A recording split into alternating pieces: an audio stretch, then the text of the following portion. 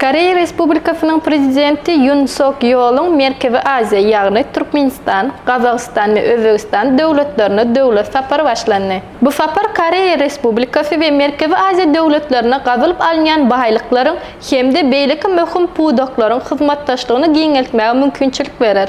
Prezident Yoon Suk Yeol Merkezi Aziya devletlerine devlet safarına olup, onu bu safarda yurdun 60'dan goğrak iri Koreya kampaniyalarının yol başçıları vekilçilik eder. Şeyleken bu safar Prezident Yoon Suk Yeol'un geçen yılın dekabr ayında Niderlandır padişahlığına amalaşıran devlet safarından sonra ikinci daşar yurt safarı olup duruyor. Koreya Respublikasının prezidenti ilk bilen Türkmenistan'ın payitahtı Aşgabat'a geldi ve bu yerde prezident bilen do'ştu. Şeylik hem iki taraflayın ılalaşıklara gol çekiliş davarası oldu.